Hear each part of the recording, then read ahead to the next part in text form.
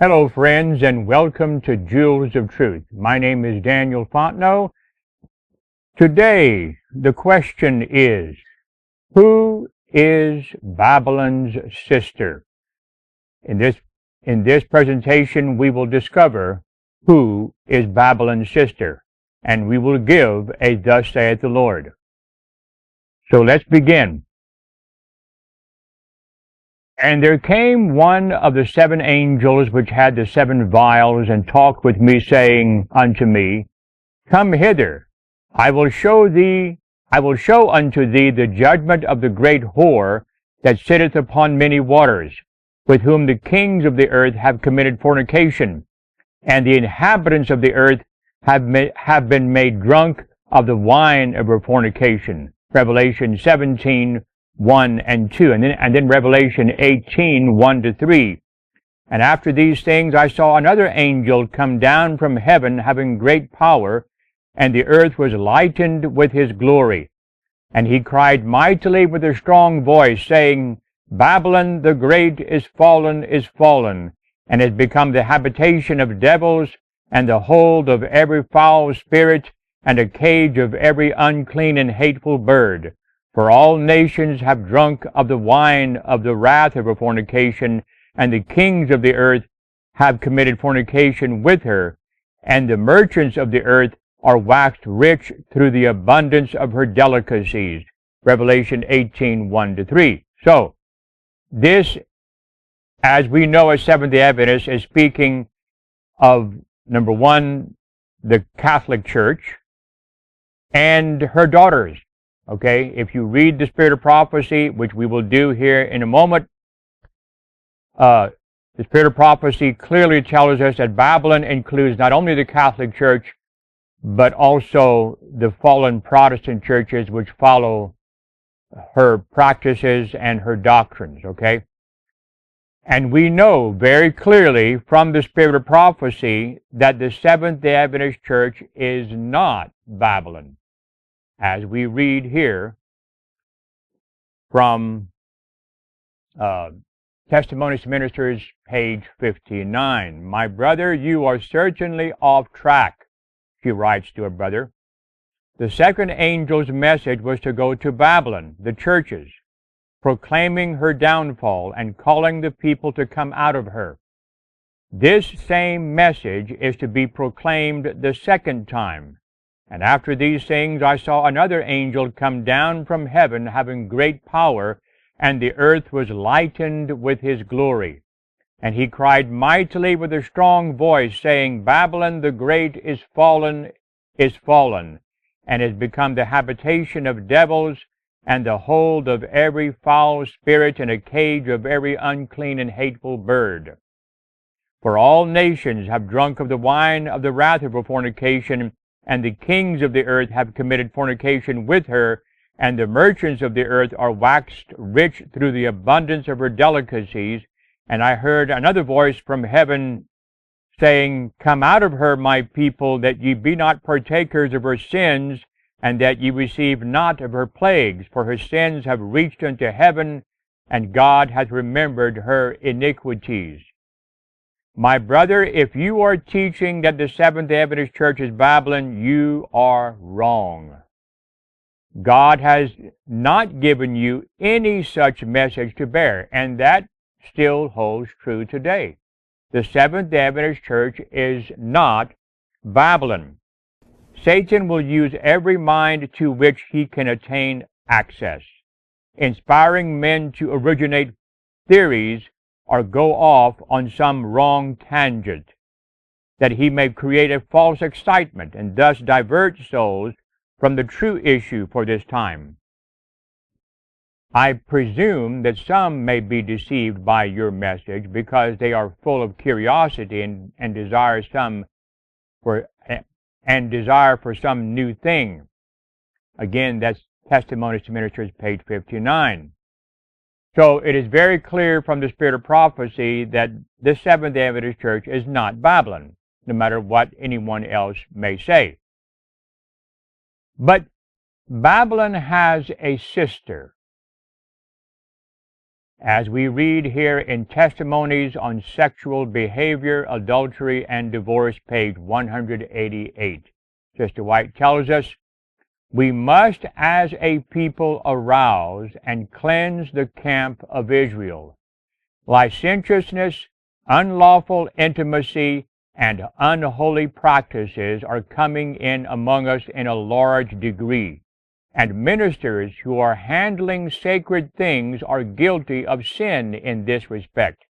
They are coveting their neighbors' wives, and the seventh commandment is broken. We are in danger of becoming a sister to fallen Babylon, of allowing our churches to become corrupted and filled with every foul spirit and a cage for every unclean and hateful bird. And will we be clear unless we make decided movements to cure the existing evil? Now, you may say, well, she's only saying we are in danger of becoming a sister of fallen Babylon. Yes, she says that, and she's pointing sort of in the future. If you're not careful, you will become a sister to fallen Babylon. But I believe we have come to the point now, because of the things that we see in the church, the things that the leadership of the Adventist Church is doing, and the leadership's followers, that I think it can be said now that the Seventh-day Adventist Church has become a sister to fallen Babylon, a sister to the Catholic Church, a sister to the fallen Protestant churches. Now, let's read the next statement. And, by the way, I also can imagine that some who will read this statement that I've just read to you will say that, well, she's only speaking here about, ministers in the churches becoming morally corrupt, okay, doing things, unmentionable things, like she says, coveting their neighbors' wives and breaking the seventh commandment. You can, if you want to, limit it to just that physical aspect of it. But I believe that this statement can be applied in a broader fashion to also in a spiritual aspect. What I mean is that sharing or partaking of the doctrines and the practices of the fallen churches, the Catholic Church and the fallen Protestant churches. And here is another one here from Testimonies to Ministers, page 265. It is the work of the Christian to mend, to restore, to heal. This healing process saves many a soul and hides a multitude of sins. God is love. God is in himself, in his essence, love. He makes the very best of what appears an injury and gives Satan no occasion for triumph by making the worst appear and exposing our weakness to our enemies. The church must not be introduced into the church and married to the church. The world must not be introduced into the church and married to the church, forming a bond of unity. Through this means, the church will become indeed corrupt, and as stated in Revelation, a cage of every unclean and hateful bird. So this is a warning. Don't introduce the world into the church. This is what corrupted the early church. If you read Great Controversy in that third chapter, okay, this is how the Catholic Church was formed. It was a union of Christianity and paganism. The Seventh-day Adventist Church has done and is doing that very thing more and more and more. And she's saying that if you do this, if the world is introduced into the church and married to the church, you'll form a bond of unity, and through this means the church will become indeed corrupt, as stated in Revelation, a cage of every unclean and hateful bird. So, you know, we don't have to say that the Seventh-day Adventist Church is Babylon. We don't have to go there. It's totally unnecessary. But it is true, according to the spirit of prophecy, which I include in the scriptures, it is true that the Seventh-day Adventist Church has allowed the world to come into the church and has become corrupt, as stated in Revelation, a cage of every unclean and hateful bird, like Babylon, but not being Babylon. Okay? So, the next passage now will be a long passage from the Great Controversy, pages 381 to 389, I think. To me, this is a classic Spirit of Prophecy explanation as to what constitutes Babylon. But not only that, it's not only a classic illustration and explanation of what constitutes or who constitutes Babylon, but it also shows what those churches have done. And as you will see in this long passage, not all of it applies to the Seventh-day Adventist Church, but I would say a majority of it applies to the Seventh-day Adventist Church. I mean, what I mean by that is that the Seventh-day Adventist Church, especially the leadership, have done the very things that Sister White says that the Protestant and the Catholic churches have done. This is why I have this passage in this study. So here we go. In the Bible, the sacred and endearing character of the relation that exists between Christ and His church is represented by the union of marriage. The Lord has joined His people to Himself by a solemn covenant. He promised to be their God, and they pledging to be His and His alone. He declares, I will betroth thee unto me forever. Yea, I will betroth thee unto me in righteousness and in judgment and in loving kindness and in mercies. Hosea 2:19. And again, I am married unto you. Jeremiah 3:14. And Paul employs the same figure in the New Testament when he says, I have espoused you to one husband that I may present you as a chaste virgin to Christ. 2 Corinthians 11:2. And all of this, applies to the Seventh-day Adventist Church. Okay? So far.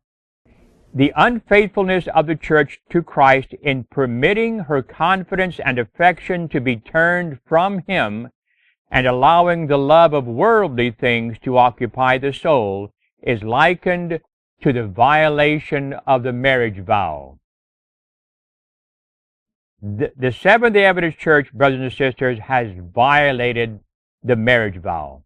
The sin of Israel in departing from the Lord is presented under this figure, and the wonderful love of God which they thus despised is touchingly portrayed. Quote, I swear unto thee, and entered into a covenant with thee. And I don't have it in this study, in these notes, but the Lord made a covenant with the Seventh-day Adventist Church at its inception. I swear unto thee, and entered into a covenant with thee, saith the Lord God, and thou becamest mine. And thou wast exceeding beautiful, and thou didst prosper into a kingdom, and thy renown went forth among the heathen for thy beauty, for it was perfect through my comeliness which I had put upon thee. But thou didst trust in thine own beauty, and playedst the harlot because of thy renown. That's the Seventh-day Adventist Church. As a wife treacherously departed from her husband, so have ye dealt treacherously with me, O house of Israel, saith the Lord. as a wife that committeth adultery, which taketh strangers instead of her husband. And she's quoting here from Ezekiel 8, verses 13 and through 15, and verse 32 in Jeremiah 3:20. And if you go to Ezekiel 16, at the very beginning, the Lord is addressing Ariel, and Ariel was a name given, like a sort of like a nickname or another name, however you want to say it, for Jerusalem, for Israel, okay? And Jerusalem is modern Israel. In these last days, Jerusalem represents the Seventh-day Adventist Church. In the New Testament, language very similar is addressed to professed Christians who seek the friendship of the world above the favor of God. Says the Apostle James, "Ye adulterers and adulteresses, know ye not that the friendship of the world is enmity with God? Whosoever therefore will be a friend of the world is the enemy of God." Now, let me digress here just for a moment. You can look up, you can find this picture on the internet. I'm sure if you look hard enough, you will find this picture. Years ago, I'm guessing 10 to 15 years ago, you have a picture that was taken of the president of the General Conference, Ted Wilson, with the head of the UN. Okay? When you take a picture with someone like that, is that not saying, hey, we're friends? We're friends? And not only that, not only the picture, but in the practices and the philosophies, and I would say the doctrines, if I can say it that way, of the UN, it supports, things like climate change and social justice, as they call it, and other things. Okay, they have this Seventh-day Adventist leadership is sharing in the principles of the dragon, and the dragon is the United Nations.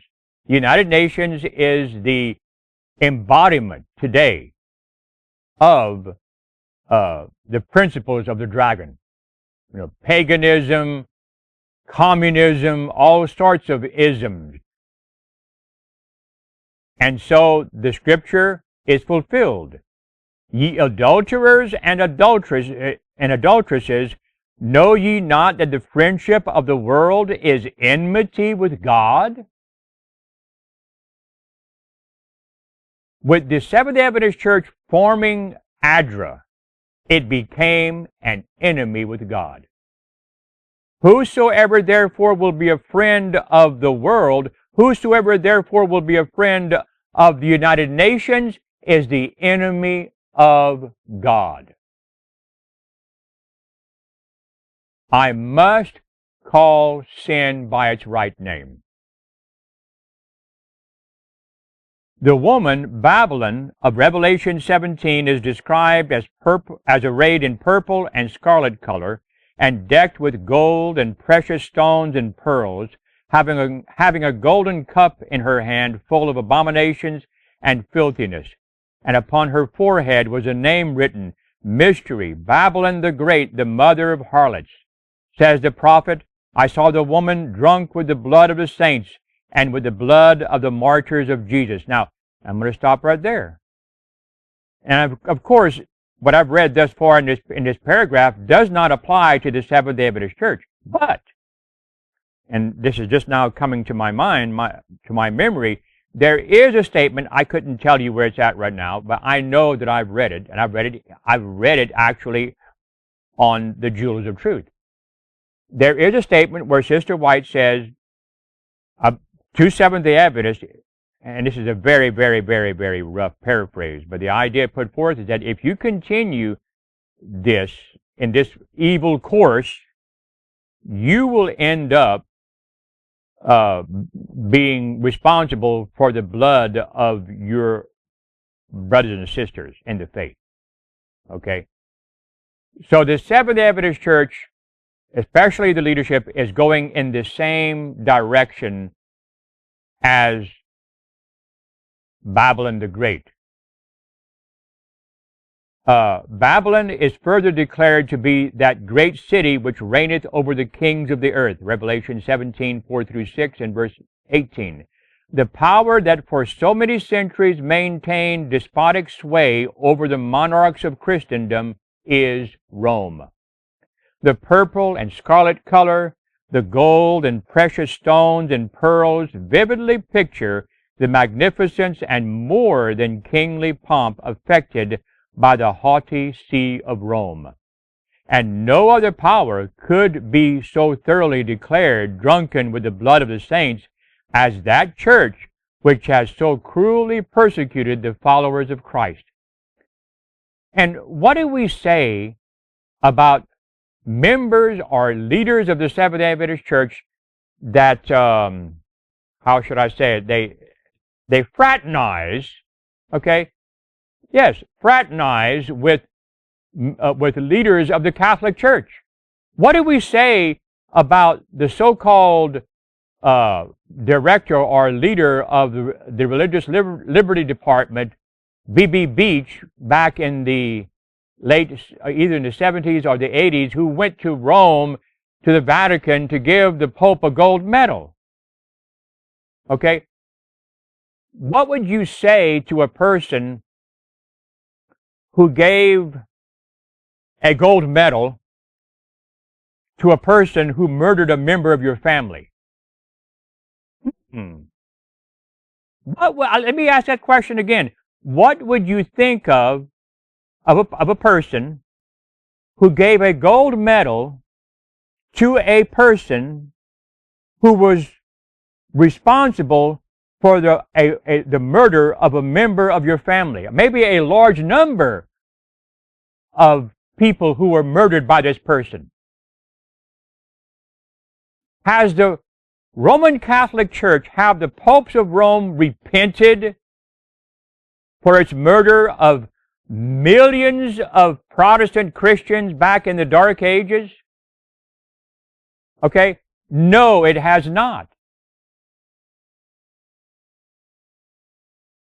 And so we want to go and fraternize with people like that?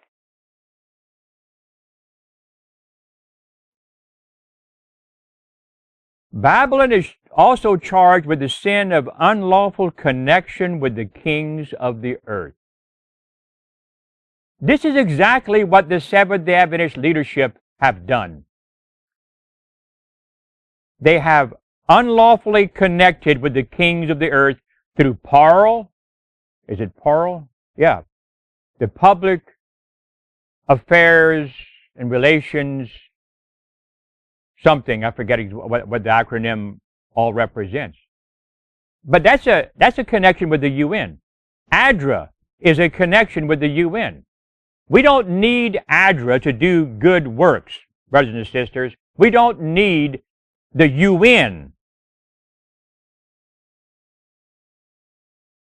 And really, I don't believe that ADRA or Parl were ever created by the leadership of the Adventist Church with good intentions. Okay? I refuse to believe that.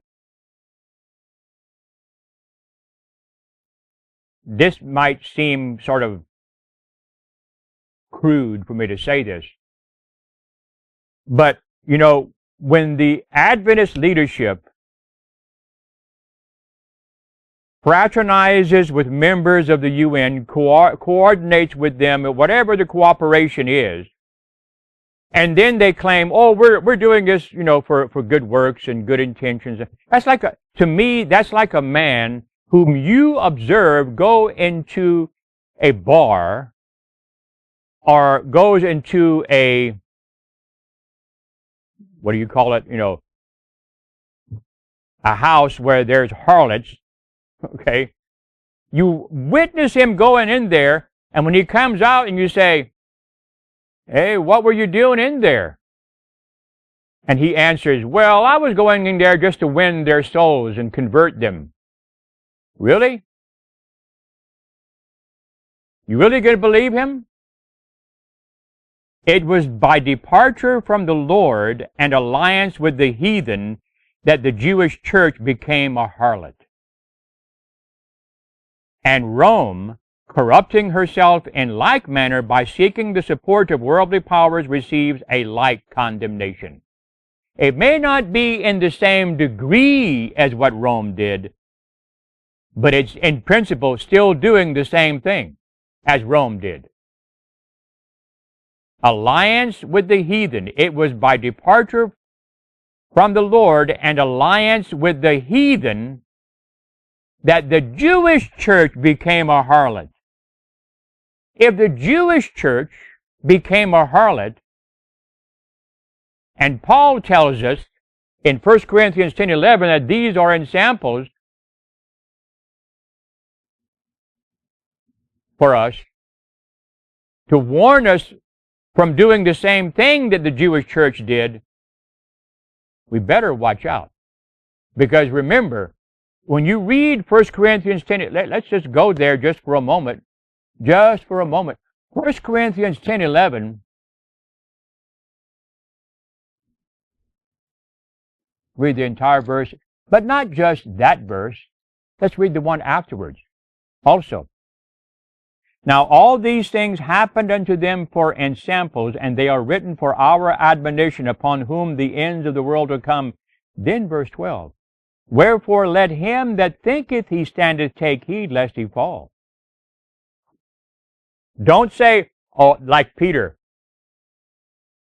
Because, the attitude of the leadership of the Adventist church is, it's like they believe that they're infallible, okay? Anytime you criticize them in the eyes of the general conference officers or people in the churches that support them, you utter any bit of criticism.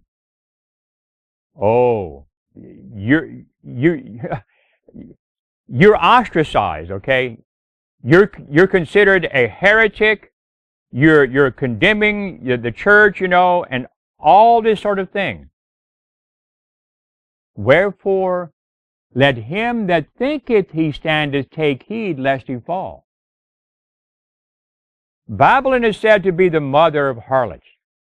By her daughters must be symbolized churches that cling to her doctrines and traditions and follow her example of sacrificing the truth and approval of God in order to form an unlawful alliance with the world. Isn't that what the General Conference did in 2020 in regards to the poison that they required, that they required their members, to put in their bodies, or they would be fired from their jobs if you were employed with the church? This was an unlawful alliance with the world. I don't care what their claims to, they want to claim that it was done for a good purpose, and they want to claim that, oh no, we were not forcing the people to take the poison into their bodies. You know what I'm talking about. They sacrificed the truth. Oh, they said, oh, we believe in the Bible and the spirit of prophecy, but we also believed in, what do they call it? Peer-reviewed scientific literature or something like that, or informed, peer-reviewed, informed scientific literature. The message of Revelation 14 announcing the fall of Babylon must apply to religious bodies that were once pure and have become corrupt. Since this message follows the warning of the judgment, it must be given in the last days. Therefore, it cannot refer to the Roman Church alone, for that church has been in a fallen condition for many centuries. Furthermore, in the 18th chapter of Revelation, the people of God are called upon to come out of Babylon. According to this scripture, many of God's people must still be in Babylon. And in what religious bodies are the greater part of the followers of Christ now to be found? Without doubt, in the various churches professing the Protestant faith. So it's not just Babylon. not just the Roman Catholic Church that is Babylon, but also the fallen Protestant churches. At the time of their rise, these churches took a noble stand for God and the truth. That's true of the Seventh-day Adventist Church.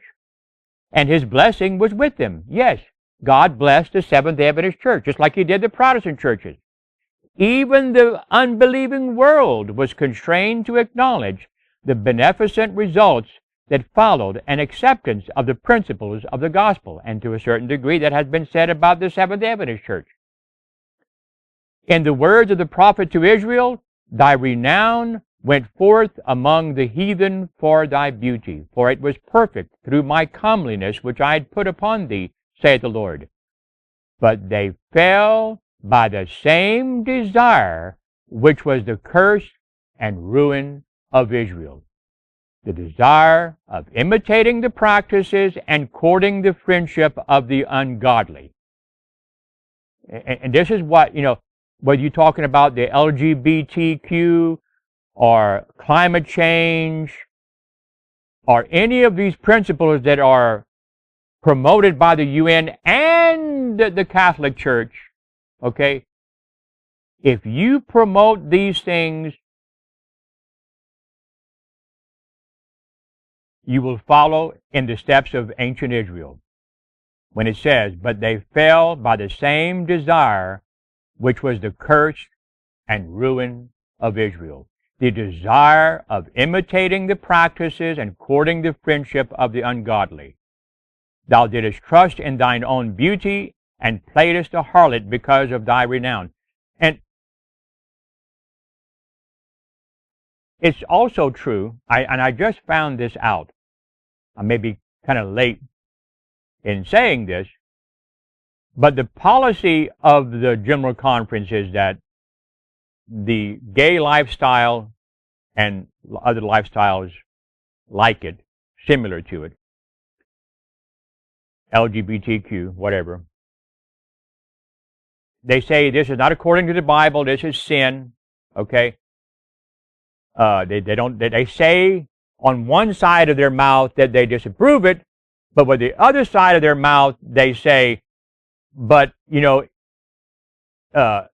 it's okay for those sort of people to hold official offices in the Seventh-day Adventist Church, as long as they are, and that the word, what's the word?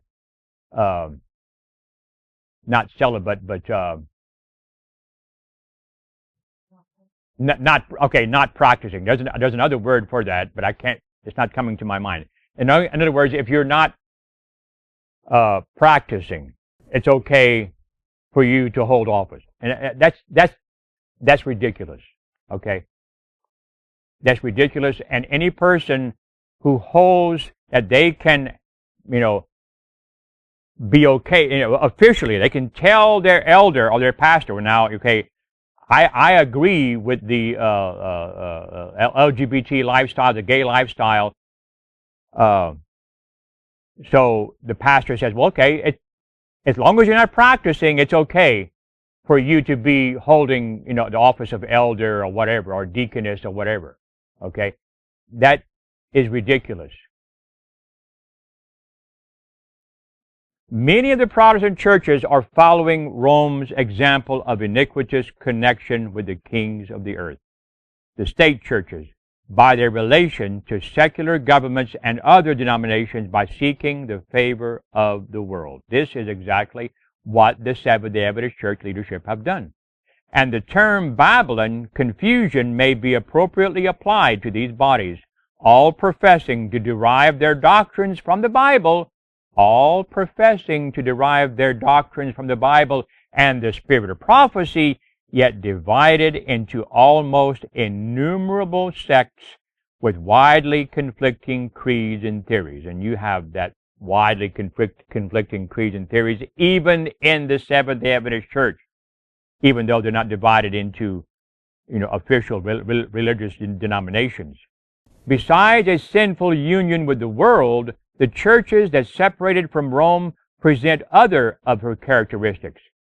A Roman Catholic work argues that if the Church of Rome were ever guilty of idolatry in relation to the saints, her daughter, the Church of England, stands guilty of the same, which has 10 churches dedicated to Mary for one dedicated to Christ.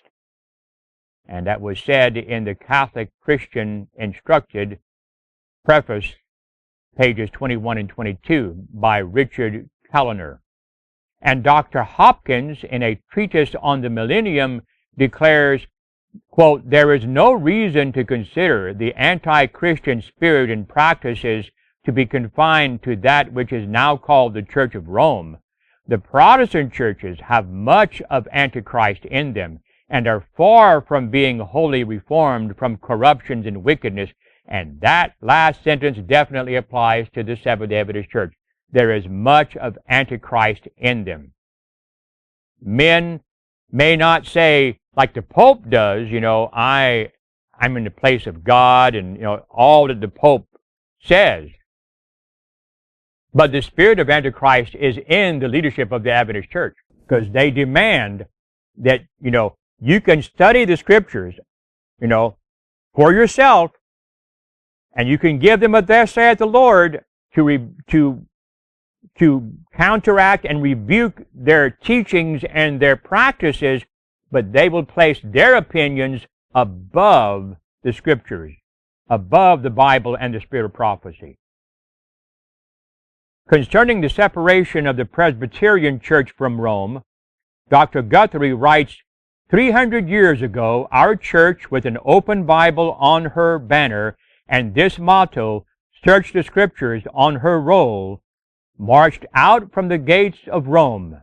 Then he asks the significant question, did they come clean out of Babylon? Unfortunately, this applies to the Seventh-day Adventist Church also. God called the Seventh-day Adventist Church out of Babylon back in the 1840s. Okay? But many of them have not come clean out of Babylon, unfortunately. Yes, and they had their motto, the Bible and the Bible only. Many say that. Many in the Adventist Church, they love to quote those words, the Bible and the Bible only. But very few really believe it. Very few really believe it. The Church of England, says Spurgeon, seems to be eaten through and through with sacramentarianism, but nonconformity appears to be almost as badly riddled with philosophical infidelity. Those of whom we thought better things are turning aside one by one from the fundamentals of the faith. Yes, the Seventh-day Adventist Church also. Through and through, I believe, the very heart of England is honeycombed with a damnable infidelity which dares still go into the pulpit and call itself Christian. And I can read this again and apply it a different way, or in a more broad way. Through and through, I believe, the Seventh-day Adventist Church is honeycombed with a damnable infidelity which dares go into the pulpit and call itself Seventh-day Adventist Christians. What was the origin of the great apostasy?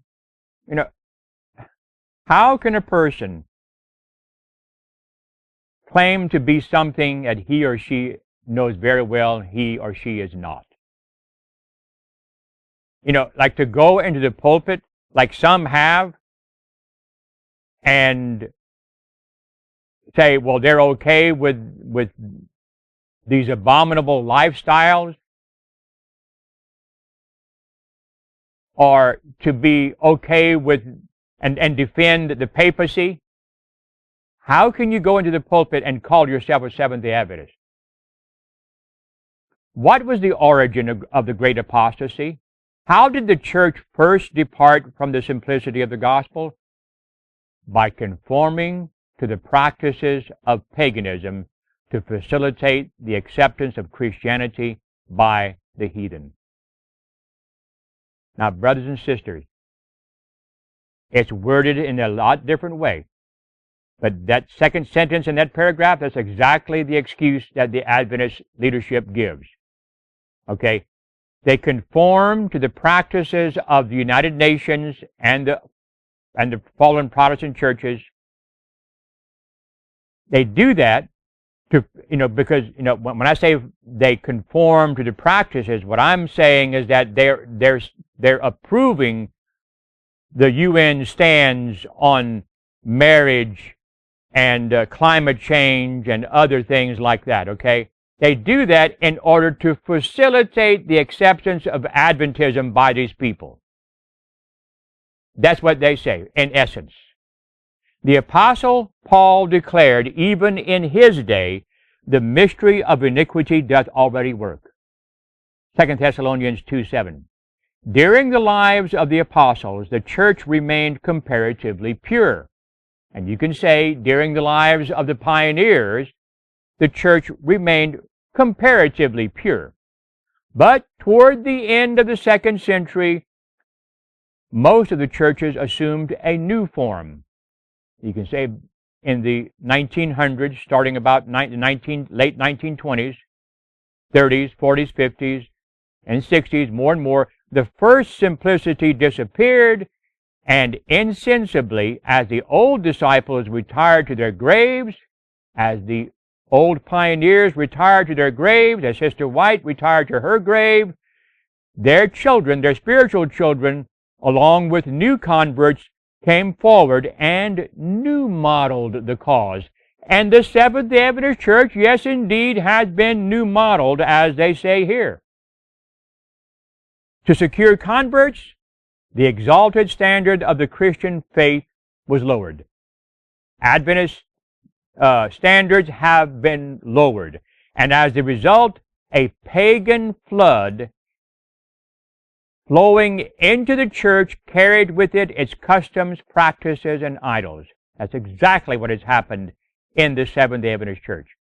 As the Christian religion secured the favor and support of secular rulers, oh yes, Adventism in some circles has become accepted.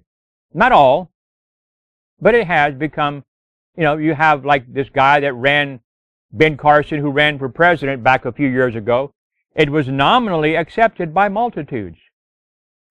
But while in appearance Christians, many remained in substance pagans, especially worshiping in secret their idols.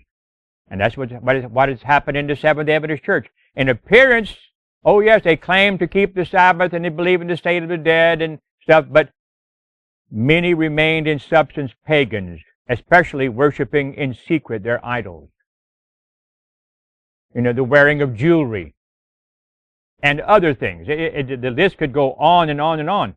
Has not the same process been repeated in nearly every church calling itself Protestant? And the Seventh-day Adventist Church is supposed to be Protestant. It's supposed to be the most Protestant church. In reality, technically, it's supposed to be the most Protestant church in the world. It's not Protestant anymore. It has largely stopped protesting Rome. The definition of a Protestant is one who protests Rome. As the founders, those who possessed the true spirit of reform passed away, their descendants come forward and new model the cause.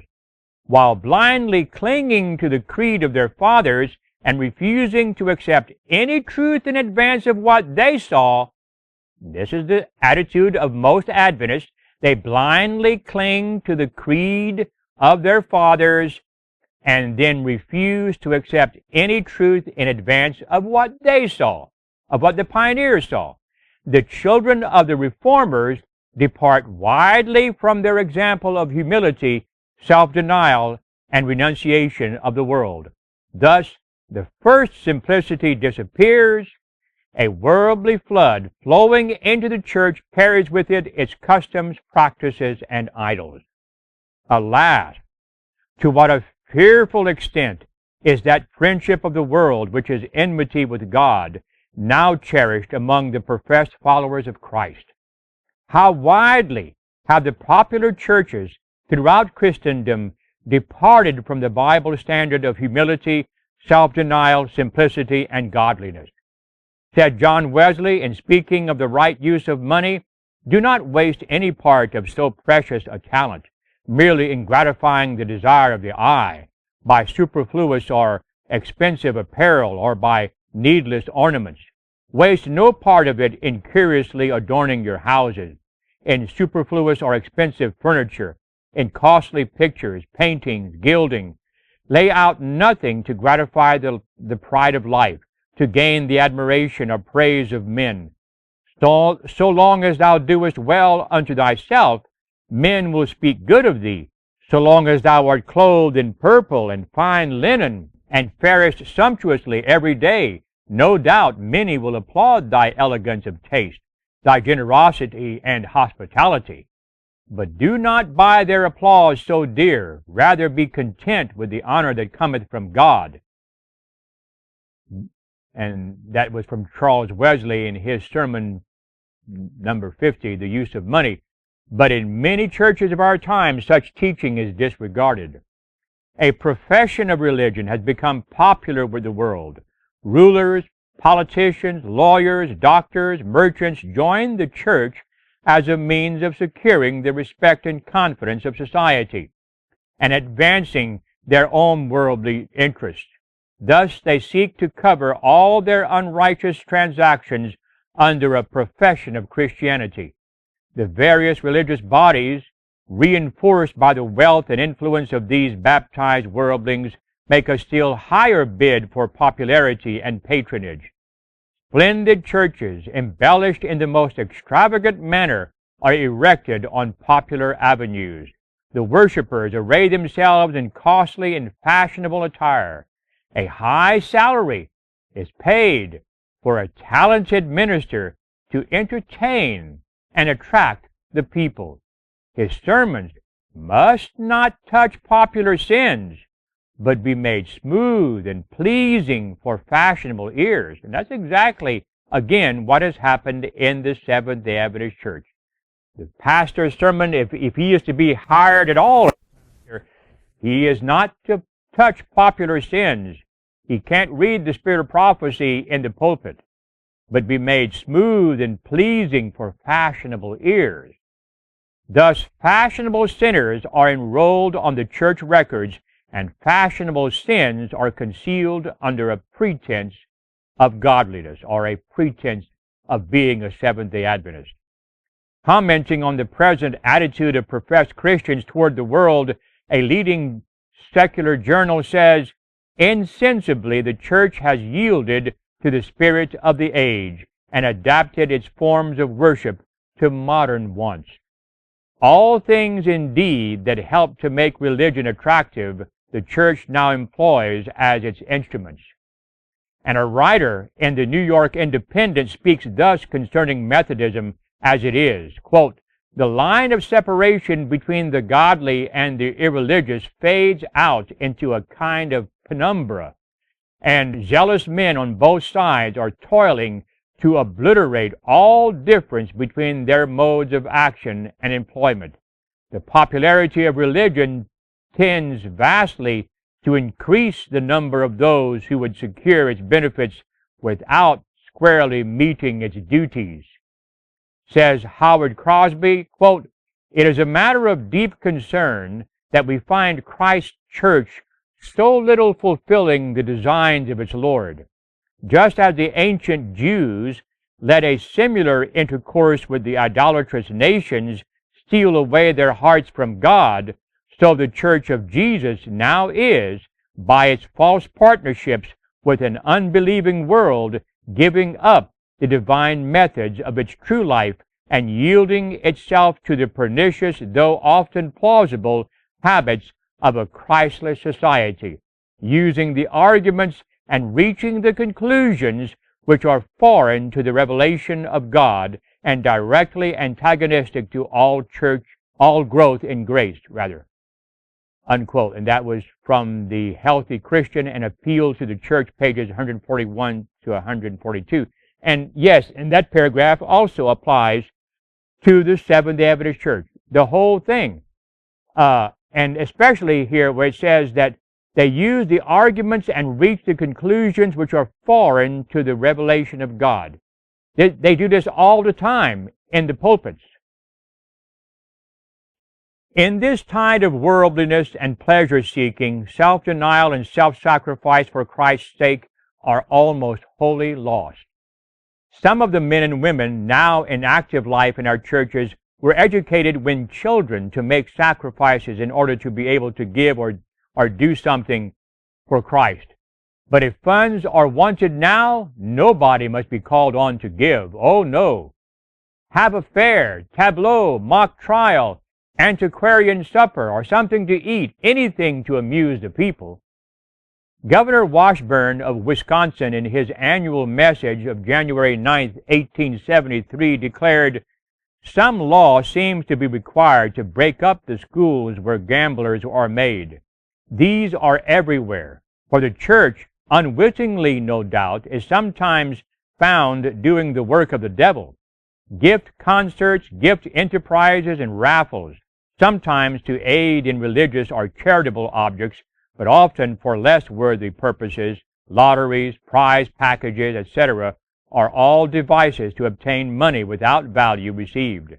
Nothing is so demoralizing or intoxicating, particularly to the young, as the acquisition of money or property without labor. Respectable people engaging in these chance enterprises and easing their consciences with the reflection that the money is to go to a good object, it is not strange that the youth of the state should so often fall into the habits which the excitement of games of hazard is almost certainly to engender." Unquote. The spirit of worldly conformity is invading the churches throughout Christendom. Robert Atkins, in a sermon preached in London, draws a dark picture of the spiritual declension that prevails in England. Quote, "The truly righteous are diminished from the earth, and no man layeth it to heart. The professors of religion of the present day in every church are lovers of the world, conformers to the world, lovers of creature comfort, and aspirers after respectability. They are called to suffer with Christ, but they shrink from even reproach. Apostasy, apostasy, apostasy is engraven on the very front of every church. Yes, every Seventh-day Adventist church. And did they know it, and did they feel it, there might be hope. But alas, they cry, we are rich and increased in goods, and stand in need of nothing." Unquote. And that's from the Second Advent Library, tract number 39. The great sin charged against Babylon is that she made all nations drink of the wine of the wrath of her fornication. This cup of intoxication which she presents to the world represents the false doctrines that she has accepted as a result of her unlawful connection with the great ones of the earth. Friendship with the world corrupts her faith, and in her turn she exerts a corrupting influence upon the world by teaching doctrines which are opposed to the plainest statements of Holy Writ. Rome withheld the Bible from the people and required all men to accept her teachings in its place. It was the work of the Reformation to restore to men the Word of God. But is it not too true that in the churches of our time, yes, in the Seventh-day Adventist Church, men are taught to rest their faith upon their creed and the teachings of their church rather than on the Scriptures? Yes, it's a lot more subtle way, but that's exactly what what Adventists are taught to do. And yes, they've turned our doctrines into a creed. That little book, Seventh-day Adventists Believe, that was published a few decades ago in the 80s or probably the 80s, or late 80s or 70s or 90s, that book has turned our doctrines into a creed.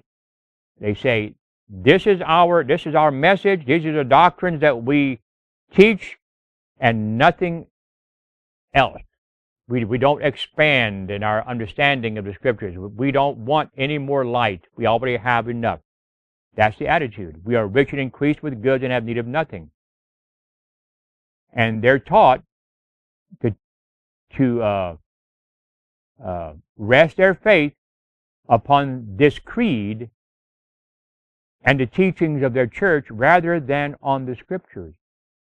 And this is true not only of the liberals in the church, but also among the conservatives. Even among the conservatives. Said Charles Beecher, speaking of the Protestant churches, they shrink from any rude word against creeds with the same sensitiveness with which those holy fathers would have shrunk from a rude word against the rising veneration of saints and martyrs which they were fostering. The Protestant evangelical denominations have so tied up one another's hands and their own that between them all, a man cannot become a preacher at all anywhere without accepting some book besides the Bible. There is nothing imaginary in the statement that the creed power is now beginning to prohibit the Bible as really as Rome did, though in a subtler way. And that was from a sermon on the Bible, a sufficient creed, delivered at Fort Wayne, Indiana, February 22nd, 1846. And this is also true of the Seventh-day Adventist Church, that between them all, a man cannot become a preacher, he cannot be a minister in the Adventist Church without accepting some book besides the Bible and the Spirit of Prophecy, like the Church Manual or Seventh-day Adventists Believe, or any of those, books published by the Seventh-day Adventist Church leadership. There is nothing imaginary in the statement that creed power is now beginning to prohibit the Bible as Rome did. When you tell the pastors you cannot preach or read the Spirit of Prophecy in the Bible, you cannot read the Spirit of Prophecy in the pulpit, yes, your creed power is beginning to prohibit the Bible and the Spirit of Prophecy by doing that, but only in a much subtler way. When faithful teachers expound the Word of God, there arise men of learning, ministers professing to understand the Scriptures, who denounce sound doctrine as heresy, and thus turn away inquirers after truth. Were it not that the world is hopelessly intoxicated with the wine of Babylon, multitudes would be convicted and converted by the plain, cutting truths of the Word of God. But religious faith appears so confused and discordant that the people know not what to believe as truth. The sin of the world's impenitence lies at the door of the church. And that, again, that whole passage that I read is from the Great Controversy, 381 to 389. Now, I want to talk a little bit, mention here about that last sentence. The sin of the world's impenitence lies at the door of the church.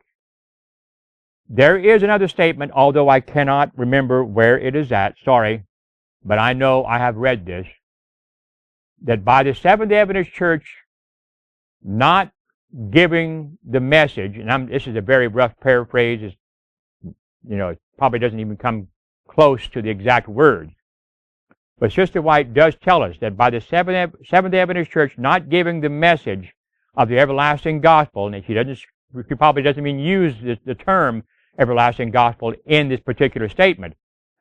She says God is going to hold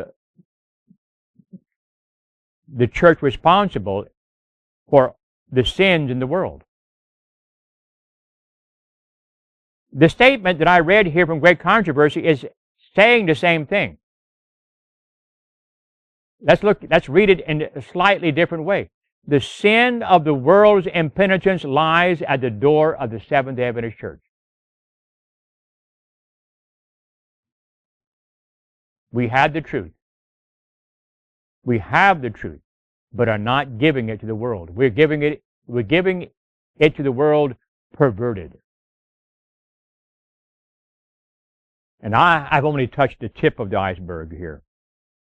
So let me end here. This might seem kind of awkward, me placing this statement, and it's not from the Spirit of Prophecy. This is a statement, part of an article, part of a much longer article published in the Future News newspaper of October 2000. And so this is an article written by Steve Farrell. And you'll see at the top of this statement, the Communist United Nations.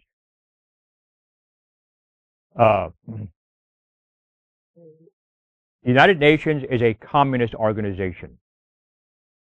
Okay? Alger Hiss, as we will see at the bottom of this passage, he was the first Secretary General of the United Nations. He was a communist. The UN is no friend to American ideals. And what are really the essentials of American ideals? Protestantism and republicanism. It's two horns. The UN's founders were known communists. If it's true that the personality, purpose, and accomplishments of an organization are highly affected by its leadership, then membership in the United Nations spelled trouble from the start. Of the 17 individuals identified by the U.S. State Department as having helped shape U.S. policy leading to the creation of the United Nations, all but one were later identified as secret members of the Communist Party USA. And what are communists? Okay, they're largely atheistic. They're evolutionists, a lot of other things. Joining them at the UN's founding conference were 43 members of the ultra-influential, ultra-pro-socialist, globalist think tank, the Council on Foreign Relations. Look up the Council on Foreign Relations. Of the 43 CFR members having the additional distinction of membership in the Communist Party, USA. And importantly, the UN's first Secretary General and orchestrator of the San Francisco Conference was the man later convicted as a Soviet agent, Alger Hiss.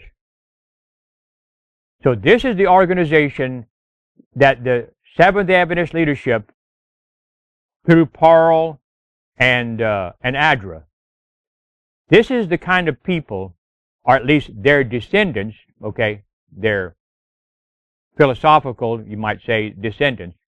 This is the sort of people that they want to cooperate with and have them help them in giving the everlasting gospel, if they even say that. But I hope that you see in here that there is no excuse whatsoever for Adra or Pearl to exist. There is no excuse for the Seventh Adventist leadership to be working with the UN in any capacity whatsoever. Remember, friendship with the world is enmity with God. Well, dear friends, thank you for joining us today. If you agree with this presentation and would like to share it with others, then by all means tap that like button at the bottom of this video. And if you have any questions or comments, then by all means place them at the bottom of this video also. And if you haven't subscribed, we would highly encourage you to do so. Thank you for joining us here at Jewels of Truth. We hope and pray that you will have a good day in the Lord.